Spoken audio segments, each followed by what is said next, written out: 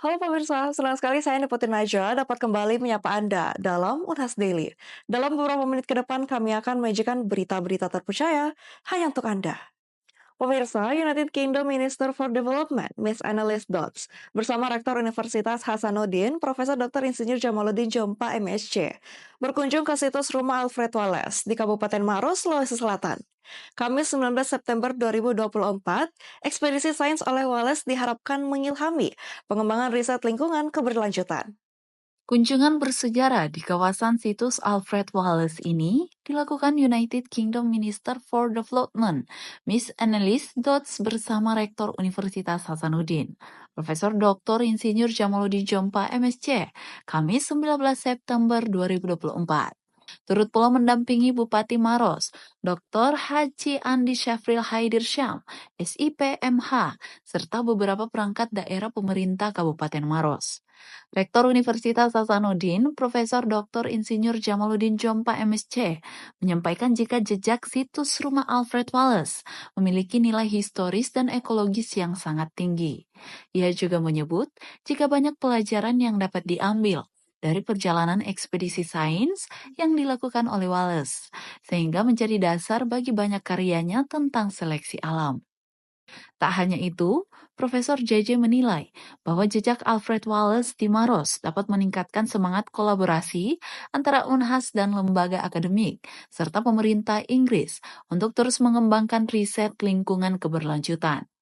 Prof. JJ berharap pula tempat situs rumah Alfred Wallace bukan sekedar bagian dari masa lalu, tetapi juga simbol penting bagi pendidikan dan penelitian di masa depan, yang dapat menginspirasi lebih banyak penelitian mendalam tentang biodiversitas Sulawesi dan kawasan di sekitarnya.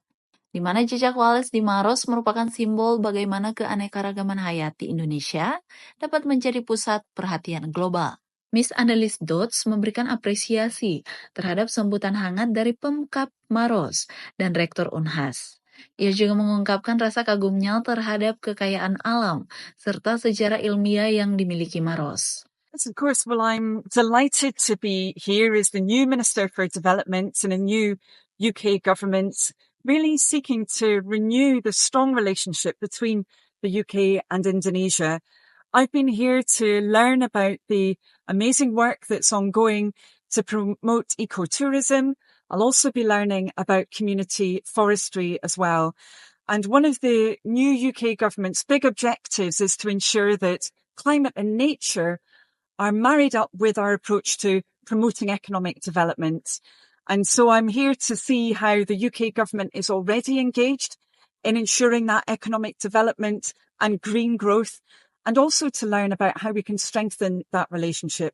Of course, I'm also here because this is a place that has an incredible connection to the UK's history as well, and to the friendship between our two countries, between Indonesia and the UK. Just behind me is the place where Alfred Wallace, who was a very important biologist and naturalist, where he spent 3 very productive and important months assessing wildlife based here and the incredible ecology. And really, it's wonderful to be able to celebrate that, to understand the work ongoing with colleagues from universities based here and from the local government here, and what they're doing to work together so that we can celebrate that strong connection in science as well as when it comes to the economy and our commitment to the environment too. Tak hanya mengunjungi jejak situs rumah Alfred Wallace, Rektor Unhas bersama Annelies Dodds juga melakukan kunjungan ke Leang Bulu Butai, salah satu kawasan gua kars di Kabupaten Maros. Di Leang Bulu Butai, rombongan melihat langsung aktivitas para peneliti dan arkeolog yang melakukan pengumpulan tanah dan batu sebagai bahan penelitian. Arifuddin Usman, Andrea Ririn Karina, Unhas TV. Pemirsa Universitas Hasanuddin sukses menyelenggarakan program Balance sebagai rangkaian kegiatan dari pengenalan kehidupan kampus bagi mahasiswa baru PKKMB Unhas 2024. Program yang berlangsung selama 4 pekan ini memfasilitasi adaptasi mahasiswa baru dengan lingkungan kampus dan kehidupan akademik. Berikut liputan selengkapnya untuk Anda. Masa transisi dari sekolah menuju kehidupan universitas merupakan masa yang penuh tantangan bagi mahasiswa baru. Karena itu, salah satu rangkaian kegiatan dari pengenalan kehidupan kampus bagi mahasiswa baru, BKKMB Unhas 2024 adalah dengan program Balance. Program ini dirancang untuk membantu mahasiswa baru dalam menyesuaikan diri dengan kehidupan kampus, diisi dengan serangkaian aktivitas yang inovatif dan interaktif. Juga dimaksudkan untuk memfasilitasi pengembangan karakter dan soft skill mahasiswa.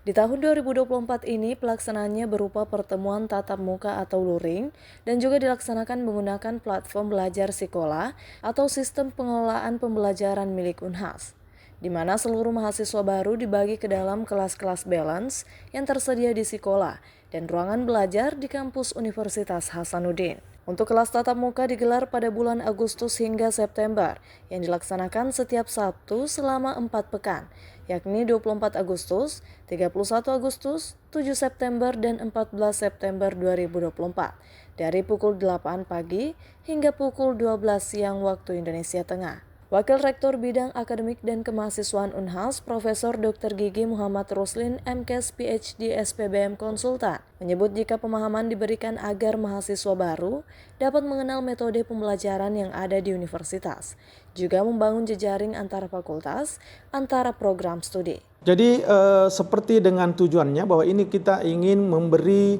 pemahaman kepada mahasiswa yang tadinya seorang siswa menjadi mahasiswa, berarti ada hal yang lain yang mereka harus lakukan.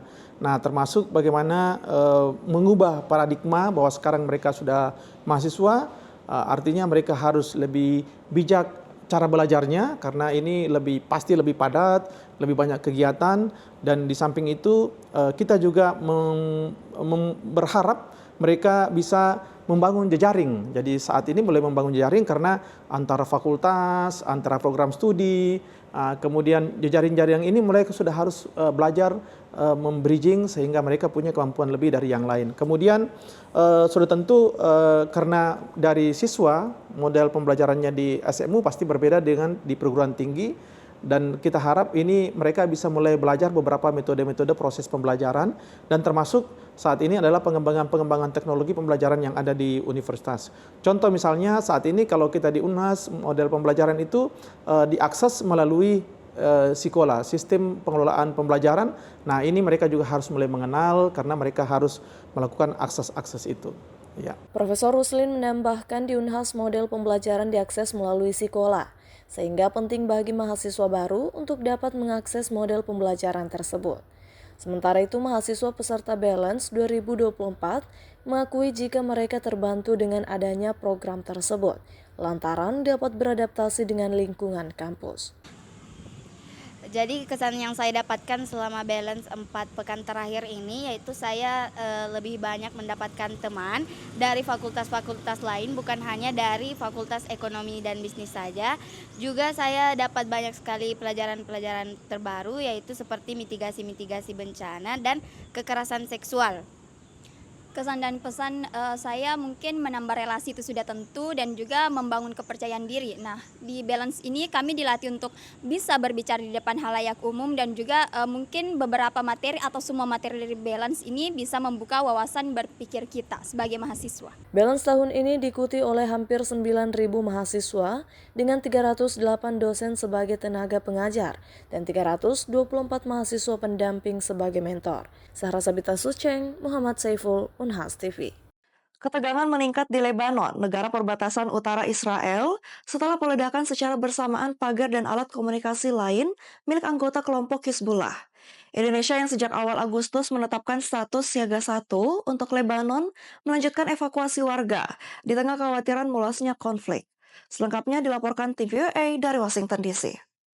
Pakar intelijen mengatakan perlu perencanaan matang untuk melancarkan serangan yang meledakkan pager milik anggota Hizbullah di Lebanon.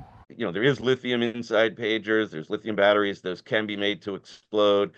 But again, to have them all explode simultaneously or nearly simultaneously like that is going to require something more than coincidence. Kemungkinan besar bahan peledak dimasukkan ke pager saat proses produksinya. In order to get this kind of wounds, you need to have between 1 to 2 grams of a type of explosive, which is not a big technological issue. You just need to open the beeper. Once again, it's a whole supply chain. You need to open the beeper to put a very not sensitive explosive that it will not get operated in the time that you don't want it to operate, and a small operational card that can get commands from the outside. If we all remember how beeper is working, you just send some kind of message from a communication tower and it's spread all over. Menurut Hizbullah, pager ini dipesan dari perusahaan Taiwan bernama Gold Apollo. Tapi menurut Gold Apollo, pembuatnya adalah produsen Hungaria, BAC Consulting. Hizbullah menyalahkan Israel atas peledakan ini dan mengancam pembalasan. Pejabat AS mengatakan tidak tahu-menahu mengenai operasi intelijen menyasar alat komunikasi dan tetap menekankan perlunya pendekatan diplomatik untuk meredakan konflik antara Israel dan Hizbullah. Sehari setelah serangan yang meledakkan pager milik anggota Hizbullah, serangan gelombang kedua terjadi dan menyasar walkie-talkie.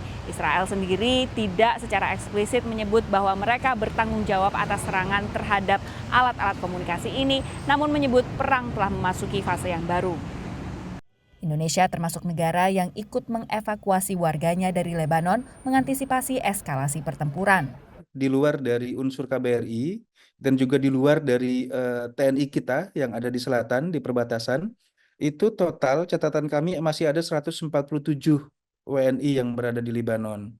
Nah, mungkin ini juga jadi satu perhatian kita sejak 4 Agustus 2024, karena kondisi keamanan yang tidak membaik, pemerintah Indonesia sudah menetapkan status siaga 1 di Lebanon dan kita mulai berangsur mengevakuasi para warga.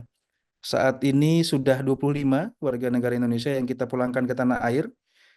Saat ini juga kita sedang menyiapkan evakuasi berikutnya.